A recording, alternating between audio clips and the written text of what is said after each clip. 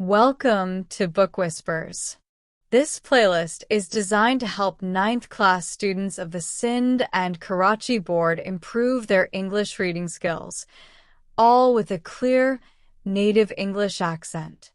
If you're looking for the same chapters with Urdu translation, just click the link on the screen or check the description below for the full playlist. And if you find this helpful, don't forget to like, share, and subscribe to support the channel. Shah Abdul Latif Bedtime. Shah Abdul Latif Bedtime, who is lovingly called La Latif by his devotees, was a noted Sindhi Sufi scholar, mystic, saint, and poet. He is considered as the greatest Muslim poet of the Sindhi language. Information about the life of Bedtime has mostly been collected from oral traditions. A renowned Pakistani scholar, educationist, and writer of plays, dramas, and stories, Mirza Khalid Beg, is said to have collected details about the early life of Shah Bedtime from some of the old people living at that time. These people had heard these facts from their fathers and grandfathers, some of whom had seen Shah Latif in person and had even spoken to him. As a Sufi poet, Latif's Urs is held at his shrine every year on 14th Safar, the second month of the Muslim calendar. Thousands of people gather and listen to the saint's songs sung on the tamburo. Many learned men read papers that tell about Latif's life and his poetry. Some of the key aspects shared by different scholars about La Latif are given below. Background and family. Shah Latif's ancestral roots lay in Afghanistan. Some historians say that the Shah's father, Syed Habib Shah, migrated from Matiaru, his ancestral home in Afghanistan, to Bainpur in Sindh, in order to gain spiritual contact with Bilawal, a local pious man. Others say that his ancestors migrated to Sindh from Herat. Sindh was then a center of Muslim culture, and Shah Latif's ancestors liked it so much that they decided to make it their home. The name Bedtime. In 1742, Shah Latif left his home and went to live on a mound at some distance from his village. A mound of sand is called Bit in Sindhi. Due to the fact that he lived on this mound for the rest of his life, Shah Latif came to be known as the Saint of Bit. To this day, he is famous all over the country as Shah Abdul Latif Bedtime or Shah Latif of the Mound. Early life and education. Shah Bedtime was born in 1689 AD/14th Safar 1102 in a small village called Hala Haveli, a few miles to the east of the present town of Bitshah. Latif was raised during the golden age of Sindhi culture. His first teacher was Akhund Noor Muhammad Bhatti, but mainly he was self-educated. Although he received little formal education, the Rizalo provides proof that he knew Arabic and Persian quite well. Various references in Shah Jo Rizalo indicate that he had in-depth knowledge of the Holy Quran and the Hadiths. His poetic collections included the Masnavi of Maulana Jalaluddin Rumi and Shah Karim's poems. Youth. Young Latif had a very sensitive mind. While he was only a boy, he started composing poetry. His admiration for the beauty of nature filled his heart with the love of God. In 1713, the Sufi poet married with Bibi Saida Begum. His wife died at an early age, before she could have any children. However, Shah never married again.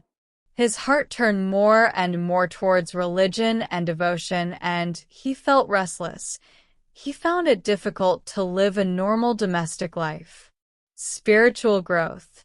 Latif's love of God grew more and more, to the extent that he found pleasure only in devotion. As a result, he spent most of his time in prayers and deep thinking. His spiritual power grew stronger with prayers and devotion, so much so that people began to be attracted towards him. Anyone who came to him was strongly impressed by his gentle ways, and his followers increased day by day. Close to the mound on which Shah Latif came to live is a natural lake. His poetic nature loved the calm atmosphere. He would spend much of his time sitting on the bank of this lake. As he sat there, he prayed to God and sometimes composed verses in his praise. Death and remembrance. Shah Latif died in 1752 on the mound where he had lived. He was buried on the same mound. It is said that one day he ordered the musicians to play music. They played continuously for 3 days. When they stopped playing, they found the poet dead. A famous king of Sindh, Ghulam Shah Kalhoro, was so devoted to him that he built a grand mausoleum over his grave. The lovely white dome of the shrine represents the purity and dignity of Latif. His devotees collected his poetry, and this collection is called the Rizalo of Shah Abdul Latif. Every year the devotees celebrate his Urs, which commences on 14th Safar and lasts for 3 days. Shah Latif's poetry. Shah Abdul Latif was a sensitive, gentle, and kind soul. He was a Sufi in the true sense of the word. The word Latif literally means fine, delicate, tender, elegant, and light. This meaning is truly reflected in both his poetry and his personality. Moreover, he was a poet of the people, so he wrote in the language of the common man. In his poems he writes mainly about Sindh and its neighboring regions.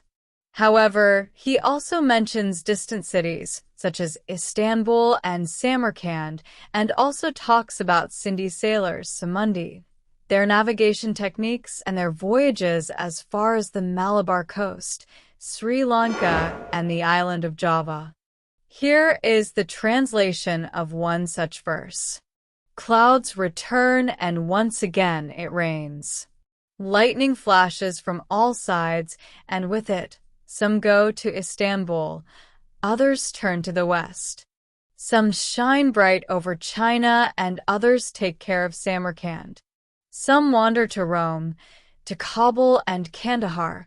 Some lie on Delhi, Deccan, thundering over. My beloved Allah, may you always make Sindh a land of abundance. My beloved Allah, may you make prosperous the whole universe. Shah Abdul Latif Baitai, Sir Sarang Shah Jo Rizalo. His collected poems have been compiled in Shah Jo Rizalo, which has been translated into English, Urdu, and other languages. His spiritual and mystic poetry carries a message of love, which makes it universal and acceptable to the entire human race. Shah Abdul Latif Baitai is, and always will be, remembered for his great poetry with love and reverence. Thanks for listening to Book Whispers, where every story helps you grow. If you enjoyed this video, please like, share, and subscribe to stay updated with daily English stories and learning resources. Explore our playlists for more reading practice, vocabulary building, and Urdu translations. Until next time, keep learning and keep whispering knowledge.